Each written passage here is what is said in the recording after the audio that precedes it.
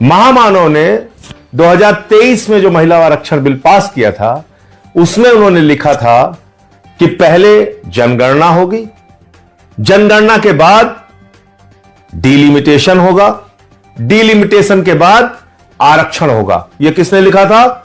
2023 में महामानव आदरणीय नरेंद्र मोदी जी, उन्होंने लिखा था, हमने नहीं लिखा था। गोदी मीडिया के लोगों, हमने नहीं लिखा था, यह आपके महामानव आदरणीय नरेंद्र मोदी जी ने लिखा था 2023 के बिल में। और तब हमने कहा कि भाई 543 में 33% आरक्षण देके मामला खत्म करो ना, क्यों इतना लेट कर रहे हो कि पहले जनगणना होगी, फिर डिलिमिटेशन होगा, फिर आरक्षण होगा, और ये 29 के बाद यानी कि 34 में लागू होता मोदी जी के हिसाब से, जो 23 के बिल में है। अब वो 3 साल के बाद कह रहे हैं नहीं साहब, हम बड़े हितैषी हो गए हैं, हम तो बस इसको पास करना चाहते हैं। यह कितनी झूठी और बेबुनियाद बात है कि 3 साल तक वो 2023 का बिल इन्होंने नोटिफाई नहीं किया था, जिसके ऊपर संशोधन लेके आए। 16 अप्रैल 2026 को आनंद फानंद में उसको नोटिफाई किया इन्होंने। और अखबारों की हेडिंग आप देखिए।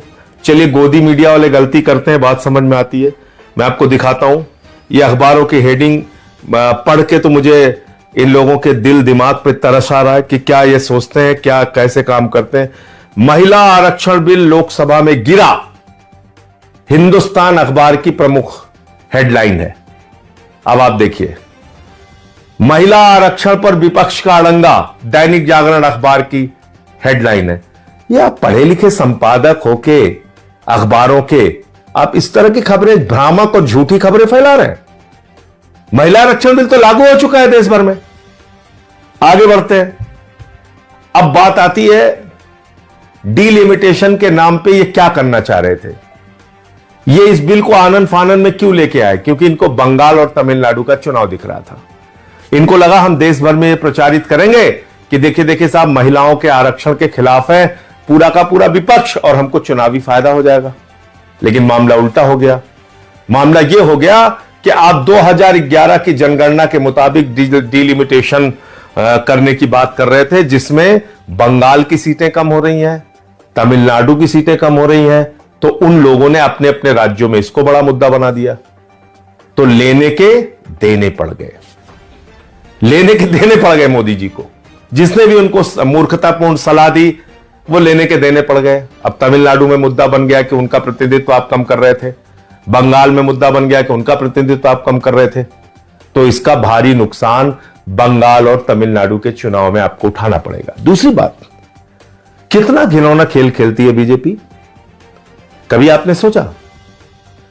बीजेपी इतना घिनौना खेल खेलती है कि अभी एक स्टिंग ऑपरेशन हुआ है हुमायूं कबीर का, जो बाबरी मस्जिद बना रहा है, जिसने अपनी पार्टी बना के वहां पे चुनाव लड़ने का काम किया।